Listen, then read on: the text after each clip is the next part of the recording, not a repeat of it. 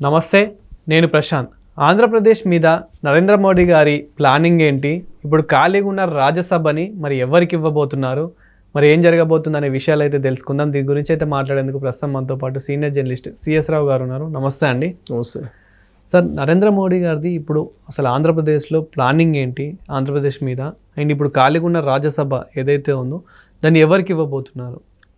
ఆ ఒక్క రాజ్యసభని ఇచ్చే దాని మీదనే రాబోయేటువంటి రోజుల్లో నరేంద్ర మోడీ గారి యొక్క ప్లాన్ ఆంధ్రప్రదేశ్ మీద ఏ విధంగా ఉంటుంది అనేది అంచనా వేయడానికి ఛాన్సెస్ ఉన్నాయి. ఆల్రెడీ షెడ్యూల్ ప్రకటించారు. సో రాజ్యసభకి అభ్యర్థిని అయితే ఎంపిక చేయాలి. అక్కడ కూటమి పార్టీలు ఏమేమి ఉన్నాయి? తెలుగుదేశం పార్టీ, జనసేన, బీజేపీ ఉన్నాయి. ఈ మూడు పార్టీలకు సంబంధించినటువంటి వాళ్ళని ఎవరో ఒకరిని ఎంపిక చేయాలి. కానీ తమిళనాడుకు సంబంధించినటువంటి అన్నామలైని ఎంపిక చేస్తున్నారని చెప్పి ఇప్పుడు తాజాగా ఢిల్లీ నుంచి వస్తున్నటువంటి ఇన్ఫర్మేషన్, ఢిల్లీ వర్గాల్లో జరుగుతున్నటువంటి చర్చ ఇది. ఎవరు ఈ అన్నామలై? బీజేపీ తమిళనాడు అధ్యక్షుడు, మాజీ. ఇది రీసెంట్గానే ఆయన రాజీనామా చేశాడు. రాజీనామా చేసి ప్రస్తుతం ఆయన వెయిటింగ్లో ఉన్నాడు. బేసికల్గా ఆయన ఐపీఎస్, కర్ణాటకకు సంబంధించినటువంటి కర్ణాటక క్యాడర్, ఆయన ఐపీఎస్ కర్ణాటకలో చేస్తూ వాలంటరీ రిటైర్మెంట్ తీసుకొని బీజేపీలో జాయిన్ అయ్యాడు.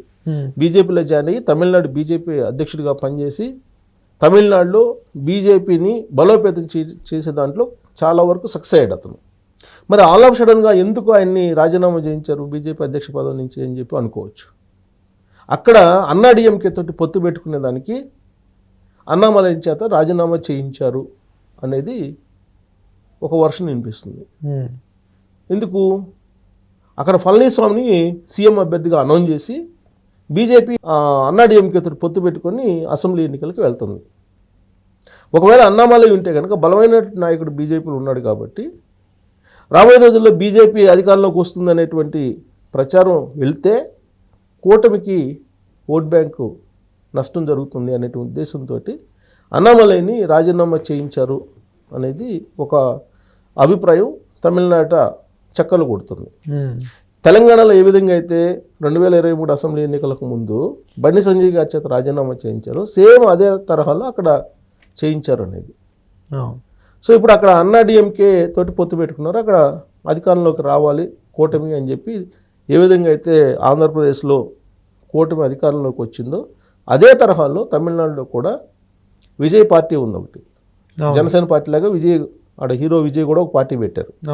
ఆ పార్టీ కూడా కూటమిలో కలిసే అవకాశం ఉందని చెప్పి అంటున్నారు. ఇప్పటివరకు అయితే అఫీషియల్గా ఎక్కడ కూడా భాగస్వామ్యం అనౌన్స్ చేయలేదు. ప్రస్తుతానికైతే అన్నాడీఎంకే అలాగే బీజేపీ కూటమి అయితే అనౌన్స్ అయింది. అమిత్ షా గారు అఫీషియల్గా అనౌన్స్ చేశారు.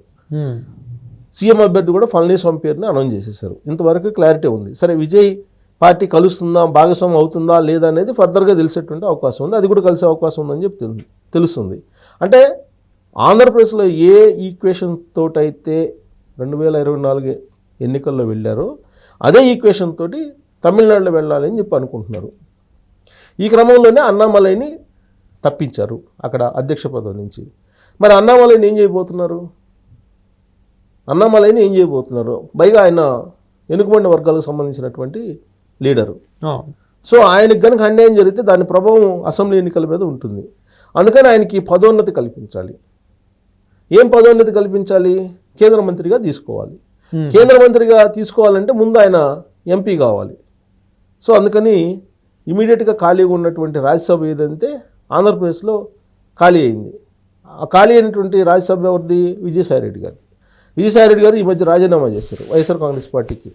అలాగే రాజ్యసభకు కూడా రాజీనామా చేశారు. దానికి సంబంధించినటువంటి షెడ్యూల్ ఇచ్చేశారు. సో మళ్ళీ ఆ పదవికి విజయసాయిరెడ్డి గారు వస్తారు, బీజేపీలో చేరుతున్నాడని చెప్పి నిన్న మొన్నటి వరకు జరిగినటువంటి ఒక పెద్ద చర్చ. కానీ ఆ ఛాన్సే లేదు, ఆ అవకాశమే లేదు. ఇప్పుడు అన్నామలైని రాజ్యసభని ఆంధ్రప్రదేశ్ నుంచి రాజ్యసభకి ఎంపిక చేసి ఆయన్ని కేంద్ర క్యాబినెట్లో తీసుకునేటువంటి అవకాశం ఉంది. ఈ పరిణామం తమిళనాడు అసెంబ్లీ ఎన్నికల్లో కలిసి వస్తుంది కాబట్టి బీజేపీ అది చేస్తుందని చెప్పి వినిపిస్తుంది. సో మరి ఆంధ్రప్రదేశ్లో ఎలాంటి ప్రభావం, ఎలాంటి ఎత్తుగడలు నరేంద్ర మోడీ గారు, అమిత్ షా గారు చేస్తున్నారు ఈ ఎంపిక ద్వారా అని చెప్పేసి ఆ కోణం నుంచి ఆలోచిస్తే దక్షిణ భారతదేశం అనేటువంటిది ఒక స్లోగన్ వినిపిస్తుంది ఇప్పుడు. ఉత్తర భారతదేశం, దక్షిణ భారతదేశం అనేది దానికి బ్రేక్ చేయాలి. అది బ్రేక్ చేయాలంటే కనుక తమిళనాడులో ఫస్ట్ దాన్ని క్లోజ్ చేయాలి. అది బయలుదేరింది తమిళనాడులో, కాబట్టి తమిళనాడులో క్లోజ్ చేయాలి. తమిళనాడులో క్లోజ్ చేస్తే తప్ప దానికి పరిష్కారం లేదు. లేదంటే అది ఆంధ్రప్రదేశ్కి కూడా స్ప్రెడ్ అవుతుంది. ఆంధ్రప్రదేశ్ నుంచి తెలంగాణకి ఇలా స్ప్రెడ్ అయ్యేటువంటి అవకాశం ఉంది. సో కాబట్టి ఎక్కడ మొదలైందో అక్కడే దాన్ని నొక్కేయాలనే ఉద్దేశంతో అన్నామలైని ప్రయోగిస్తున్నారు. అన్నామలైని ప్రయోగించడం ఆంధ్రప్రదేశ్ నుంచే ప్రయోగిస్తున్నారు. అంటే ఆంధ్రప్రదేశ్లో దక్షిణ భారతదేశం అనేటువంటి స్లోగన్ లేదు అనేది క్రియేట్ చేస్తారు ఫస్ట్. ఆ తర్వాత తమిళనాడు రాజకీయాల్లో అక్కడ కనుక కూటమి వస్తే అక్కడ మళ్ళీ అన్నామలై కీలకమైన లీడర్గా మారుతారు. ఆయన వెనుకబడిన వర్గాలకు సంబంధించినటువంటి లీడరు. ఆ సామాజిక వర్గం యొక్క ప్రభావం ఇక్కడ ఆంధ్రప్రదేశ్లో కూడా ప్రభావం పడుతుంది. ఎందుకంటే పక్కపక్క సరిహద్దు రాష్ట్రాలు కాబట్టి. సో ఎంతో కొంత ప్రభావం ఆ రాష్ట్రానికి ఈ రాష్ట్రానికి ఉంటుంది కాబట్టి దాన్ని తీసుకునేటువంటి ఆ ప్రభావం తీసుకునే అవకాశం ఉంది.